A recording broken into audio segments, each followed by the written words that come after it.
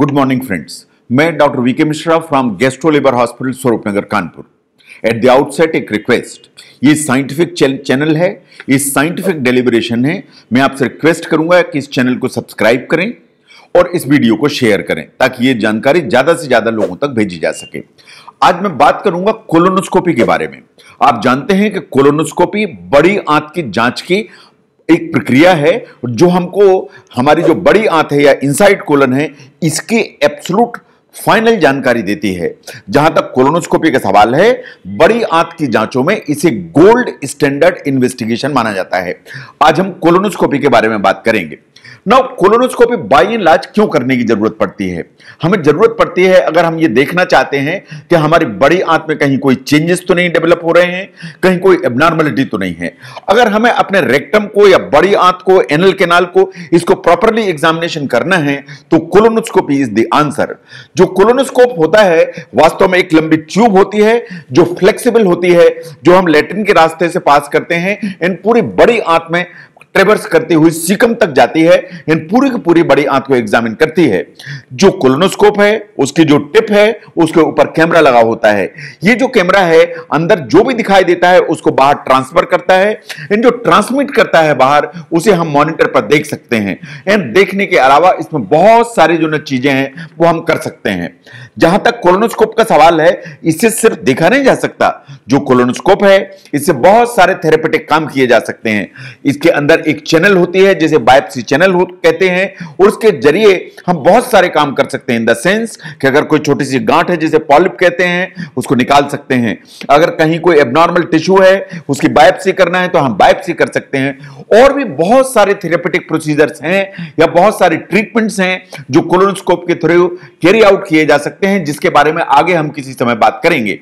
Now आज हम बात करेंगे कि कोलोनोस्कोपी कैसे की जाती है। तो सबसे पहले व्हाई इट इज डन, क्यों जरूरत पड़ती है हमें। देखिए, मोस्ट ऑफ द टाइम जो कोलोनोस्कोपी कराने की आपको जरूरत पड़ती है वो इन 5 सिचुएशंस में पड़ती है। अगर आपके पेट में कोई एब्डोमिनल पेन है जो बाकी इन्वेस्टिगेशन से उसको कंक्लूजन नहीं हो पा रहा है या वो फाइनल नहीं हो पा रहा है, तब आपके डॉक्टर कह सकते हैं कि आपको बड़ी आंत की जांच कराने की जरूरत है। अगर आपका जो लैट्रिन है उसमें ब्लड दिखाई देता है, चाहे वो रेड हो, ब्राउन हो, डार्क हो, ब्लैक हो, तो आपको बड़ी आंत की जांच की जरूरत पड़ती है। अगर आपको कॉन्स्टिपेशन परसिस्ट कर रहा है, चाहे वो लंबे समय से हो या अचानक शॉर्ट टर्म से आपको कॉन्स्टिपेशन अगर डेवलप हुआ है, तो आपको बड़ी आंत की जांच कराने की जरूरत या कोलोनोस्कोपी कराने की जरूरत पड़ती है। अगर आपको लंबे समय से डायरिया है, उसमें सफेद आंव आती है, पीली आंव आती है, कभी ब्लड भी दिखाई देता है अगर, तो आपको अपनी बड़ी आंत की जो जांच है वो कोलोनोस्कोपी के द्वारा कराने की जरूरत पड़ती है। बहुत सारे इंटेस्टाइन के दूसरे भी डिसऑर्डर्स हैं जो साइंस ऐसा मानती है कि इफ दे आर अनएक्सप्लेन्ड और जिन्हें फाइनल नहीं किया जा रहा है तो वास्तव में उसमें आपको कोलोनोस्कोपी जैसी जांच की आवश्यकता होती है। Now after the age of 50 science ऐसा रिकमेंड करती है कि आपको स्क्रीनिंग कोलोनोस्कोपी करानी चाहिए फॉर कोलन कैंसर। आप जानते हैं कि पेट के जितने भी कैंसर्स हैं उनमें से colon cancer is one of the common cancers. तो 50 साल की उम्र के बाद एक स्क्रीनिंग कोलोनोस्कोपी की जरूरत पड़ती है। इन जो स्क्रीनिंग कोलोनोस्कोपी है आपको हाउ ऑफन कराना चाहिए ये इस पर डिपेंड करता है कि आपकी पास्ट हिस्ट्री क्या है या आपके डॉक्टर कैसा रिकमेंड करते हैं। But as far as the screening of colon cancer is concern, जो कोलोनोस्कोपी है उसे गोल्ड स्टैंडर्ड इन्वेस्टिगेशन माना जाता है। वो जो दूसरे इन्वेस्टिगेशन है, चाहे वो बेरियम हो, चाहे सीटी स्कैन हो, चाहे वर्चुअल कोलोनोस्कोपी हो, इन सबको आप एक तरफ करिए। अगर स्क्रीनिंग कोलोनोस्कोपी करानी है फॉर कोलन कैंसर, देन जो कोलोनोस्कोपी है is suppose to be the gold standard investigation. Now अगर आपको पहले पॉलिप रहे हैं आपकी आंत में जिनको निकाला भी गया है, तो शायद आपको जो कोलोनोस्कोपी है वो दोबारा भी कराने की जरूरत पड़ती है या फॉलोअप में कराने की जरूरत पड़ती है एज पार्ट ऑफ स्क्रीनिंग। क्योंकि अगर आप उसे वॉच करते चले जाते हैं तो आपको कैंसर कोलन होने का जो रिस्क है वो कम हो जाता है। नाउ एक प्रश्न हमेशा पूछा जाता है कि क्या कोलोनोस्कोपी सेफ है, कि कहीं ऐसा तो नहीं है कि हम कोलोनोस्कोपी कराएंगे तो कुछ हमें गड़बड़ हो जाएगी या कुछ हमें खतरा हो जाएगा। मेरा ऐसा मानना है, इन लिटरेचर भी मुझे सपोर्ट करता है, that 99.999% colonoscopy is entirely safe without any problem. But 0.001% there is always some chance कि कुछ रिस्क हो सकती है जिन्हें आपको पहले से समझने की जरूरत है। कभी ऐसा होता है कि कोलोनोस्कोपी के दौरान हम आपको नींद की दवाई देते हैं, उसके नींद की जो दवा है या एनेस्थीसिया की जो दवा है उसके कुछ साइड इफेक्ट हो सकते हैं। That's number 1। नंबर 2, अगर आपकी बड़ी आंत में पॉलिप है, हम पॉलिप को कट के निकालते हैं, तो कभी कभी उस साइड से जहां से हम पॉलिप को कट के निकाल रहे हैं काट के, तो उसमें से कभी कभी हल्का सा ब्लीड कर सकता है। तो bleeding is another important manifestation. कभी ऐसा होता है, but it's a very rare complication, कि हम जब आपकी आंत को एग्जामिन करते हैं, बहुत सारे मोड़ों पे से मुड़ते हुए जाते हैं, तो स्ट्रेच होने के चलते कभी आपकी जो बड़ी आंत है उसमें टियर होने का डर रहता है, जिसे परफोरेशन कहते हैं। This complication is quite rare but it is there and आपकी नॉलेज में इसे होना चाहिए। नो, जो कोलोनोस्कोपी का जहां तक सवाल है, कोलोनोस्कोपी ऐसा इन्वेस्टिगेशन नहीं है कि जैसे अपर जीआई एंडोस्कोपी होती है या रूटीन अपर जीआई एंडोस्कोपी होती है कि जिसमें आपको ओवरनाइट सिर्फ खाली रहना पड़ता है, तो सवेरे आइए, जांच कराइए, चले जाइए।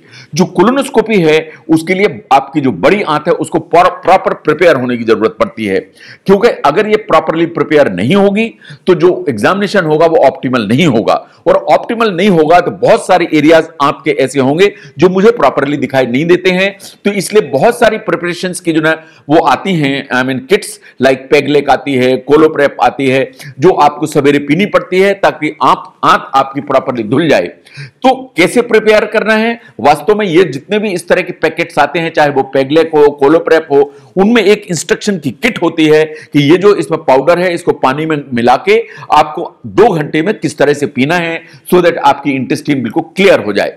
समहाउ साइंस ऐसा भी रिकमेंड करती है कि इट इज ऑलवेज एडवाइजेबल कि आज आपकी अगर कोलोनोस्कोपी होनी है तो एक दिन पहले इट इज बेटर कि आप लिक्विड डाइट लें, बहुत हेवी डाइट ना लें, वो ज्यादा अच्छा है। रेड कलर के लिक्विड्स जैसे अनार का रस है, इस तरह की चीजें ना लें, क्योंकि अंदर नहीं तो सब लाल दिखाई देगा। इन पर्टिकुलरली आधी रात के बाद साइंस ऐसा रिकमेंड करती है कि आपको कुछ नहीं लेना चाहिए। जो रात में आपको एक डल्कोलेक्स या इस तरह की कोई गोली भी खाने की जरूरत पड़ेगी ताकि लेटिन थोड़ी सी लूज हो जाए, सो दैट जो प्रिपरेशन है वो और बेटर हो।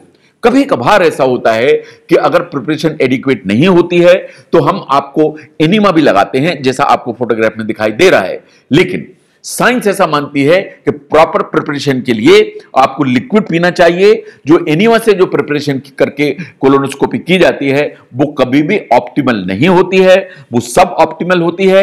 तो इसलिए proper preparation with the help of Peglec, Coloprep, इस तरह के जो पाउडर्स अवेलेबल होते हैं उनसे प्रिपेयर कराने की जरूरत पड़ती है। ये जो पाउडर्स हैं इनको पानी में घोल के सवेरे 7 o'clock पीने की जरूरत पड़ेगी, and by and large in approximately 7 hours और सो आपकी जो इंटेस्टाइन है वो क्लीन हो जाती है, एंड आफ्टरनून में आपकी कोलोनोस्कोपी की जा सकती है। ये बड़ा इंपॉर्टेंट है कि अगर आपको दूसरे कोई कोमॉर्बिड इलनेसेस हैं, जैसे आपको डायबिटीज है, आपको हाइपरटेंशन है, आपको हार्ट डिजीज है, तो वास्तव में आपको अपने डॉक्टर को पहले से बताना चाहिए कि मुझे ये बीमारियां हैं, सो दैट कोलोनोस्कोपी के दौरान ये जो मेडिसिन है इनको पहले से ही एडजस्ट किया जा सके। अगर आप कोई ब्लड थिनिंग एजेंट लेते हैं जिससे खून पतला किया जाता है, उनके बारे में जरूर बताएं, क्योंकि अगर मुझे पॉलीपेक्टमी करनी है, आपके पॉलिप को कट के बाहर निकालना है, एंड आप अगर कोई ब्लड थिनिंग एजेंट ले रहे हैं तो पॉसिबिलिटी इस चीज की बढ़ जाती है कि कहीं आपको कोई ब्लीडिंग जैसी जो मैनिफेस्टेशन है वो ना हो। नो, जब आपकी कोलोनोस्कोपी होगी तो आपको क्या महसूस होगा? जो कोलोनोस्कोपी होती है 90% हमें किसी सेडेशन की जरूरत नहीं पड़ती है, किसी पेन किलर की, किसी भी जो है नींद की दवाई की जरूरत नहीं पड़ती है, बट एट टाइम्स आपका जो डिस्कंफर्ट है उसको कम करने के लिए या दर्द को कम करने के लिए आपको हम माइल्ड सेडेटिव या हल्का सा नशे की दवाई आपको देते हैं, जो एनेस्थीसिया के डॉक्टर ही देते हैं। आप एक गाउन पहनेंगे। जहां तक कोलोनोस्कोपी का सवाल है, लेफ्ट लेटरल पोजीशन में की जाती है, यानी आपको बाएं करवट पर लेटने की जरूरत पड़ेगी, जैसा आपको फोटोग्राफ में दिखाई दे रहा है। आपको अपने जो घुटने हैं वो ऊपर की तरफ मोड़ लेने हैं, so that you are in the knees drawn up position. इसके बाद आपके जो डॉक्टर हैं, जो कोलोनोस्कोप है उसको आपको लेटरिन के रास्ते से रेक्टम में इंट्रोड्यूस करते हैं। नाउ जो कोलोनोस्कोप है ये इट्स ए लॉन्ग इंस्ट्रूमेंट जिसकी जो लंबाई है वो अप्रॉक्सीमेटली 1 मीटर 30 सेंटीमीटर के आसपास होती है, और कोलोनोस्कोप पूरी की पूरी आपकी बड़ी आंत को ट्रेवर्स करता हुआ सीकम तक जाता है, which is the last portion of the colon. इन इसको कभी कभी हम छोटी आंत के भी टर्मिनल पोर्शन में जा सकते हैं, जिसे आइलियम कहते हैं, जिससे आलियोस्कोपी हो जाती है। तो it's it's a long instrument जिसके टिप पे एक कैमरा होता है। जैसा मैंने पहले भी कहा, जब हमें अंदर देखना है तो हम कुछ एयर पास करेंगे वो या कुछ कार्बन डाइऑक्साइड पास करेंगे ताकि जो इंटेस्टाइन है वो इन्फ्लेट की जा सके। जब इन्फ्लेट होगी तो हमें जो अंदर का जो एक विजुअलाइजेशन है वो हमेशा बेटर हो जाएगा। दैट्स द वे आउट जैसे कोलोनोस्कोपी परफॉर्म होती है। नाउ जब भी कोलोनोस्कोपी मैं करूंगा, अंदर हवा डालूंगा तो आपको हल्के से क्रैम्प्स महसूस होंगे। आपको ऐसा लगेगा जैसे आपको बावल मूवमेंट की अर्ज हो रही है या आपको लेटरिन जाने का मन कर रहा है, लेकिन आप जानते हैं कि आपकी आंत तो खाली है। तो जो क्रैम्प्स आते हैं वो बेसिकली जो मैं एयर डालता हूं उसके चलते आते हैं, उससे आपको परेशान होने की जरूरत नहीं है। जो कैमरा होता है कोलोनोस्कोप के टिप पर वो कंटिन्यूअसली हमें अंदर की इमेजेस भेजता रहता है ऑन द मॉनिटर। इसमें हम जो चाहें वो स्टिल फोटोग्राफ्स ले सकते हैं, हम इमेजेस को रिकॉर्ड कर सकते हैं, हम इसका वीडियो रिकॉर्डिंग कर सकते हैं। In multiple things can be done as far as the colonoscopic images are concerned. Now colonoscopy जब हम करते हैं तो आप जानते हैं कि कोलोनोस्कोप में अंदर एक चैनल होती है जिसे बायोप्सी चैनल कहते हैं।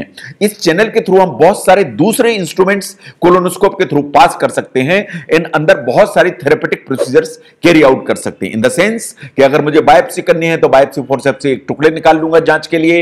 अगर छोटा सा पॉलिप है जैसे दिखाई दे रहा तो एक स्नेयर पास करूंगा, इस पॉलिप को कट करके अलग कर लूंगा। अगर कोई एरिया ऐसा है जहां से ब्लीडिंग हो रही है तो उसमें मैं स्क्लेरोथेरेपी नीडल से इंजेक्ट कर दूंगा सो दैट ब्लीडिंग कंट्रोल हो जाए। इसका मतलब यह है कि कोलोनोस्कोपी से न सिर्फ एग्जामिनेशन होगा, इसके अलावा बहुत सारी थेरेपेटिक ऑप्शंस हैं जो हम कैरी आउट कर सकते हैं। ऑन एन एवरेज एक जो कोलोनोस्कोपी है उसमें 30 मिनट का टाइम लगता है। कभी ये जल्दी भी हो जाती है, कभी कभार अगर आपकी जो कोलन है या बड़ी आंत है एंगुलेटेड है, सबलक्सेट है, तो कभी टाइम भी ले जाती है, but average time taken is approximately 30 minutes. Now colonoscopy कराने के बाद आपको अप्रॉक्सिमेटली 1 आवर ऑब्जर्वेशन रूम में रहने की जरूरत पड़ती है जब तक कि आपको जो नींद की दवाई दी गई है या सेडेशन दिया गया है उसका इफेक्ट पूरी तरह वॉश ऑफ नहीं हो जाता है। नंबर 2, कुछ समय आपको गैस पास होगी, आपको ब्लोटिंग की फीलिंग होगी, आप थोड़ा सा मूव करेंगे तो ये जो ब्लीडिंग की फीलिंग है या जो गैस पास है वो हमेशा बेटर हो जाएगी। ऐसा देखा गया है कि आफ्टर द कोलोनोस्कोपी जब आप स्टूल पास करते हैं एक आध बार या 2 बार हल्का फुल्का सा ब्लड दिखाई दे सकता है जो ऐसा फोटोग्राफ में दिख रहा है, बट इसके बारे में परेशान होने की जरूरत नहीं है। लेकिन अगर आपको लगता है कि ब्लड ज्यादा आया या क्लॉट्स में आया या अमाउंट ज्यादा है तो आपको अपने डॉक्टर से बताने की जरूरत है। बाय एंड लार्ज जो जितने भी जो कॉम्प्लिकेशंस होते हैं, जैसे मैंने पहले भी कहा, ये जो कॉम्प्लिकेशंस हैं वो विद इन आवर्स ही सामने आ जाते हैं, but at times they may take 24 hours. But it is very rare कि कोई कॉम्प्लिकेशन जो है वो हफ्ते भर या 2 हफ्ते के बाद दिखाई दे। Most of the complication within 6 hours appear हो जाते हैं, बट 24 आवर्स में तो एपियर हो जाते हैं।